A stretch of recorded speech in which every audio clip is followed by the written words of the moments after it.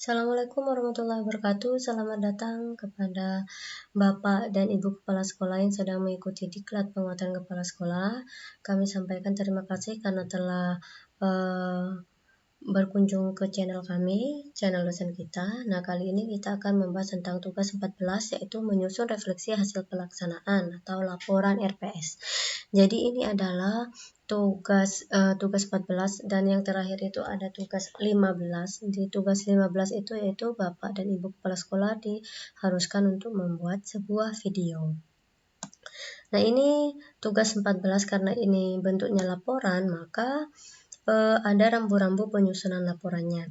Jadi laporan yang Bapak dan Ibu Kepala Sekolah buat itu harus sesuai dengan format pembuatan atau penyusunan laporan tersebut. Jadi di sini ada laporan ditulis menggunakan huruf Times New Roman, ukuran 12, spasi 1,5, batas kiri 4 cm, batas atas 4 cm, batas kanan 3 cm, dan batas bawah 3 cm. Nah, ini misalkan Bapak dan Ibu masih kebingungan bagaimana cara mengubah fontnya ini dan ukurannya. Nah, sini Bapak Ibu bisa, seumpama sudah menulis semua laporannya, sudah selesai, maka Bapak Ibu tinggal Ctrl A. Nah, di keyboard laptopnya itu atau komputernya itu bisa ditekan Ctrl A, CTRL A. Nah, kemudian akan terblok seperti itu dan kemudian tinggal ganti ke Times New Roman. Nah, itu sudah ganti di belakang itu. Kemudian hurufnya 12, ukurannya 12. Kemudian untuk marginsnya atau batas kiri, batas atas itu margins, layout, terus margin, kemudian ini custom margins. Nah, bisa disesuaikan di sini. Top tadi, atas batas atasnya 4, left atau kiri batas kiri 4, kemudian batas bawah 3, kemudian batas kanan 3.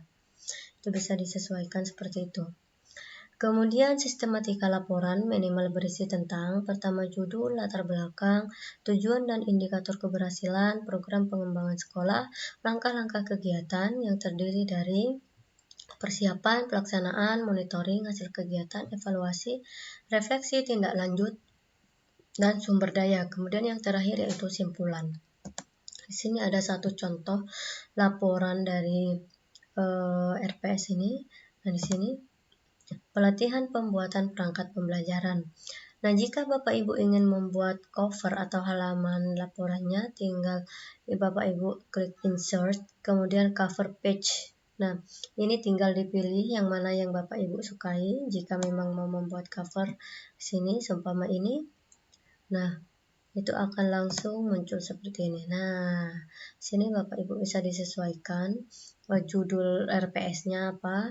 Nah, sini nama, mungkin di sini bisa dikasih nama sekolahnya.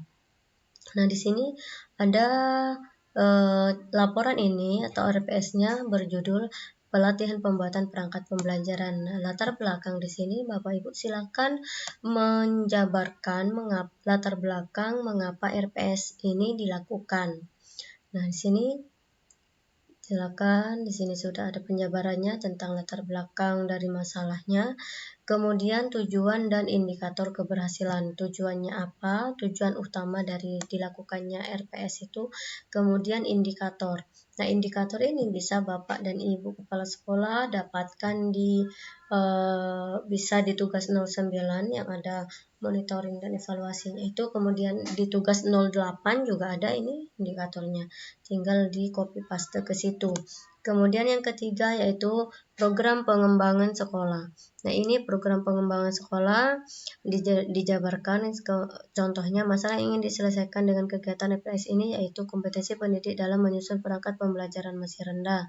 Faktor utama yang menyebabkan masalah tersebut yaitu kualifikasi pendidik para guru yang mayoritas bukan berasal dari jurusan pendidikan, nah, dan sebagainya.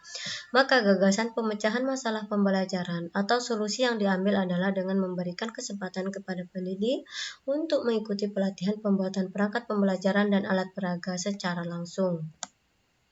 Itu adalah program pengembangan sekolahnya. Jadi dijabarkan pengembangan atau RPS apa yang ingin dilaksanakan oleh Bapak dan Ibu Kepala Sekolah. Kemudian langkah-langkah kegiatannya yang terdiri dari persiapan, kemudian pelaksanaan, kemudian monitoring. Nah, hasil kegiatannya, kemudian evaluasinya gimana, hasilnya dari evaluasi seperti yang kemarin itu di tugas 09 tentang instrumen MONEF, jadi bisa dijabarkan di sini evaluasinya. Jadi apakah ada hambatan dalam pelaksanaan kegiatan RPS atau lancar-lancar saja. Kemudian nah ini dijelaskan juga berdasarkan evaluasi peningkatan kompetensi. Yang di atas ini adalah evaluasi keterlaksanaan. Yang ini evaluasi keterlaksanaan RPS.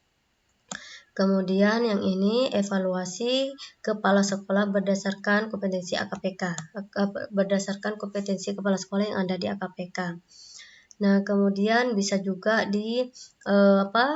dicantumkan juga hasil evaluasi dari students well-being-nya. Nah, bagaimana sikap students well-being-nya? Kalau di sini dijelaskan students well-being-nya itu kalau tidak salah, di sini di hasil kegiatan juga dijelaskan di situ sedikit. Kemudian refleksi. Nah, ini tinggal copy paste dari tugas sebelumnya ya. Kalau tidak salah tugas 10 ya. Tugas 11 gitu. Pokoknya ini ada refleksinya. Jadi kalau Bapak Ibu tidak mau mengetik ulang, jadi tinggal di copy paste saja dari tugas sebelumnya itu. Kemudian tindak lanjutnya juga sama. Jika tidak ingin mengetik ulang, tinggal di copy paste dari tugas sebelumnya. Nah, dan ini sumber daya apa saja yang digunakan dalam kegiatan RPS. Kemudian kesimpulannya bagaimana. Nah, ini kesimpulannya. Nah, di sini daftar lampiran. Daftar lampiran seperti yang ada di jurnal. Jadi jika ada notulen, daftar hadir rapat, terus jadwal itu dilampirkan di sini. Terus hasil monitoring, jadi tugas 09 itu Bapak dan Ibu Kepala Sekolah cetak, kemudian tinggal dicentang-centang, di checklist gitu, dan hasil monitoringnya itu difoto dan dijadikan lampiran di sini. Dijadikan lampiran. Semua instrumen MONEF-nya itu kan ada 4. Kemudian jika ada undangan narasumber mungkin bisa dicantumkan juga. Kemudian foto-foto kegiatannya juga bisa dilampirkan di sini.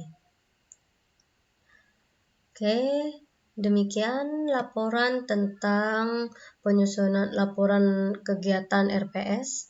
Semoga ini bermanfaat bagi Bapak dan Ibu Kepala Sekolah. Dan semoga diberi kelancaran sampai akhir mengikuti diklat dan diluluskan semua. Amin, amin ya rabbal alamin. Assalamualaikum warahmatullahi wabarakatuh.